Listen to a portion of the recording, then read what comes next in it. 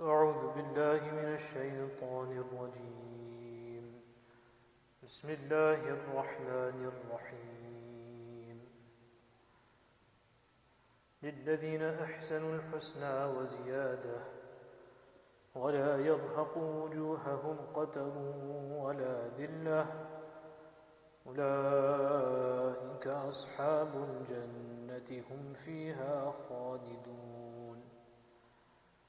والذين كسبوا السيئات جزاء سيئة بمثلها وترهقهم ذلة ما لهم من الله من عاصم كأنما أغشيت وجوههم قطعا من الليل مظلما أولئك أصحاب النار هم فيها خالدون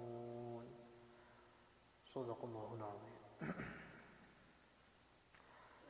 In the previous ayat we had read Allah subhanahu wa ta'ala, the Quran al-Kareem, showed the reality of the worldly life and that Allah subhanahu wa ta'ala calls us towards Dawood salam, yani Jannah, the abode of peace, where there is peace forever and ever. Now how is that achieved, and some more aspects of that abode of peace? So the Quran al-Kareem outlines a very simple procedure. And what is the rule by Allah subhanahu wa ta'ala? لِلَّذِينَ أَحْسَنُوا الْحُسْنَى وَزِيَادَةً. Those that shall act with ihsan and goodness, then they shall have goodness and more. Those that shall act with ihsan and goodness, they shall have goodness and they shall have more than that as well. So first question is, what is ihsan? So as Allah subhanahu wa ta'ala informed Nabi alayhi salatu wasalam through in hadith Jibreel, mal ihsan, that what is ihsan? أن تعبد الله كأنك تراه فإن لم تكن تراه فإنه يراك. So ihsan is double-edged. The mindset a person is in, that is the form that his actions will also take. If you're in the state of ihsan, then your amal will also be with husn. It's not possible that you're in the state, yet your amal and your actions shows otherwise. Someone who is in a state of grief, for example, then it shows on their face. Someone who is extremely happy, in the state of happiness, there's something around them that's a time of joy, a moment of joy, it's a time of their wedding, it's a time of their Eid, then it shows on their face as well, it's bright. So like that, ihsan, meaning this consciousness of Allah subhanahu wa ta'ala, as the hadith explains, that one is so conscious of Allah ta'ala, that you worship Allah ta'ala and follow the orders of Allah ta'ala as if you're in the state that you are seeing Allah subhanahu wa ta'ala. Not with physical senses, obviously, but how someone who is above you, if you work for someone, a boss who is above you, a CEO is above you, whoever, if they are watching your work, how you meticulously do that, that's like it.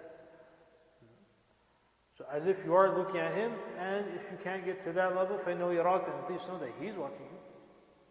Right? So if someone's under surveillance, they're being watched, then how properly, how appropriately, meticulously, objectively they do everything with so much purposefulness. So that's the state one is in. When you're in that state, then the act will also follow. So if you act in that manner, and if you're in that state and thereafter act in that manner, then you also have husn. Husna meaning Jannah by Allah subhanahu wa ta'ala. That's the goodness, ultimate bliss by Allah subhanahu wa ta'ala. وَزِيَادَةً, and more than that. What is that? So Mufassirun have different opinions, all which are in their place correct. But one huge ni'mah that is explained, that ziyada is explained to be, is seeing Allah subhanahu wa ta'ala, the countenance of Allah subhanahu wa ta'ala on that day. Why? Because the one who acted with ihsan in this world, here we didn't receive that ni'mah, that blessing. This is so amazing from Allah subhanahu wa ta'ala. In this world we didn't receive that, but we acted like that. You acted with ihsan, so now the jaza from Allah subhanahu wa ta'ala will be that here now you can also see the vision of Allah subhanahu wa ta'ala as well. You get to enjoy that. كَمَا يَلِيقُ بِشَأْنِهِ. How will occur يوم القيامة? Allah, as we said, there's no physicality to Allah subhanahu wa ta'ala. وُجُوهٌ يَوْمَئِذٍ نَاظِرَةٌ إِلَىٰ رَبِّهَا نَاظِرَةٌ. The faces will be blissful, bright on that day. إِلَىٰ رَبِّهَا نَاظِرَةٌ. They will be looking towards Allah subhanahu wa ta'ala as well. The Sahaba asked, so many people, how will everyone look at Allah subhanahu wa ta'ala? So Nabi Asam gave a simple example in this world. Just example just to show that even with things in this world, you don't necessarily crowd one another, and it's not difficult to see. So Nabi Asam said, on a moonlit night, does anyone shove one another to look at the moon? Hey, you get out of the way, I have to look at the moon. You don't have to shove anyone for that. The moon is bright, clear, it's there. So Allah subhanahu wa ta'ala is wara, is far, far beyond. This example is just to show that even in this world, this doesn't happen. So الَّذِينَ أَحْسَنُوا الْحُسْنَى وَزِيَادَةً. So that this promise of this reward should also prompt us to try to be in this state.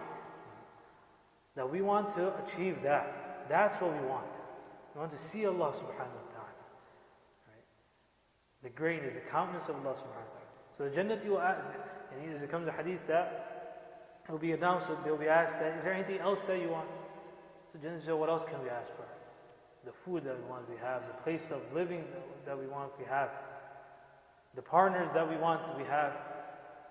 The gardens and the rivers, everything, whatever that we could have hoped for and more, that's already been given. Then the vision of Allah subhanahu wa ta'ala, person will be able to witness the greatness of Allah subhanahu wa ta'ala. May Allah make us from them. وَلَا يَرْهَقُ وُجُوهَهُمْ قَتَرٌ وَلَا ذِلَّةٌ. And their faces shall not be overspread with any grime over here, any darkness, nor with any humiliation.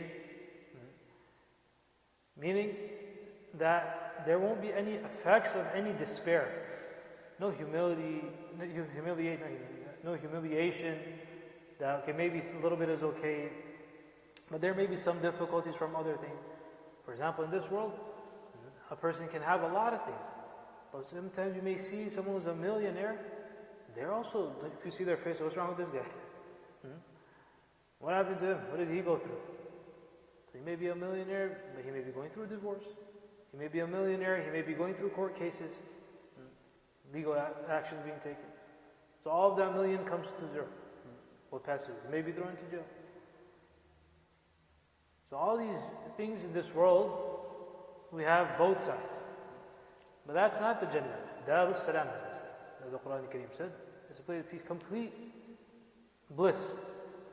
وَلَا يَرْهَقُ وُجُوهَهُمْ قَتَرٌ وَلَا ذِلَّةٌ. No darkness. And it's also an alama, a sign.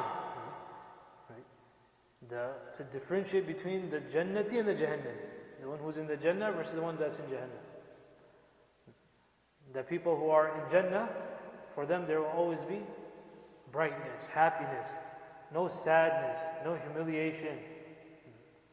أُولَٰئِكَ أَصْحَابُ الْجَنَّةِ. These are not just the dwellers of it. One is that you say, I stay here, I live here. So because you live here today, does that mean you'll be there tomorrow? If you're there tomorrow, does that mean you'll be there in 10 years, 30 years, 40 years? After a century? So sahib comes from suhb, means companion. You're connected with them. When you mention this, then this also comes with it. Sahabi Rasul was always Sahabi Rasul. Ila yawm al-qiyamah will say Abu Bakr Siddiq is Sahabi. Right? That's what the word sahib gives off. So ulaika ashabul jannah. That's not for a few days, it's not for a few years, it's not for a few millenniums even. It's forever. They're Sahibul Jannah. Once you have this passport of Jannah, you can never lose it. Once you have the entrance into Jannah, you'll never lose it. أُولَٰئِكَ أَصْحَابُ الْجَنَّةِ هُمْ فِيهَا خَالِدُونَ. You'll be therein forever and ever. On the flip side, the other side, as we said, the Quran Kareem is always both. وَالَّذِينَ كَسَبُوا السَّيِّئَاتِ. Those who earn sins, wrongdoings. Then the rule by Allah subhanahu wa ta'ala, the law is جَزَاءُ سَيِّئَةٍ بِمِثْلِهَا. The recompense of an evil deed shall be the like of it. Sayya bi sayya. Hasana with hasana, good with good, evil with evil. That's the system. وَتَرْهَقُهُمْ ذِلَّةٌ. Humiliation shall overtake them, their faces. They will conceal the darkness on their faces. مَا لَهُم مِّنَ اللَّهِ مِنْ عَاصِمٍ. On that day there will be no one to protect anyone from the adab of Allah subhanahu wa ta'ala, the decision of the decree of Allah subhanahu wa ta'ala. كَأَنَّمَا. Then the Quran makes that even more clear. Other place also, يَوْمَ تَبْيَضُّ وُجُوهُ وَتَسْوَدُّ وُجُوهُ. The Yawm al-Qiyamah, some face will be bright. تَبْيَضُّ, bayad, whiteness meaning brightness. وَتَسْوَدُّ وُجُوهُ. Other faces will be dark. That's why one of the names of Day of Judgment is يَوْمُ الْحَسْرَةِ وَأَنذِرْهُمْ يَوْمَ الْحَسْرَةِ. That warn them of the day of, what do you also use? Hasra. Hasra meaning regret. That will be the day a person will regret. Why did I not accept Iman? If I have Iman, why did I not do more? If I did this good deed, I should have done more of that and other good deeds. يَوْمُ الْحَسْرَةِ إِذْ قُضِيَ الْأَمْرِ. The decision will have been made. It's done there. كَأَنَّمَا أُغْشَتْ وُجُوهُمْ قِطَعًا مِنَ اللَّيْلِ مُظْلِمًا. Just like how patches of a dark night. So that's how dark, gloomy their faces will be. So it's all visible. It's all visible. These are Jahannamis. These are people who are going to Jannah. Just like a person who's being thrown into jail, who's considered to be a criminal. So they put a jumpsuit on, put orange. They don't put a nice suit and tie until Hazrat comes to the jail. No one says that. Put an orange jumpsuit on him. Everyone should know that this is a criminal. So the same thing will happen Yawm al-Qiyamah. These are people of Jannah, given all the great things to them. Their faces will be looking great. They'll be given a place of a position of greatness. Everyone can see that. And those that are otherwise, they'll also be shown.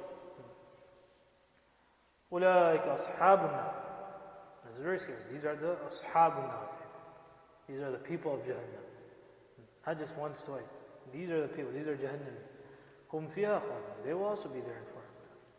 We make dua that Allah Ta'ala gives us understanding of the Quran Kareem. Subhanallah.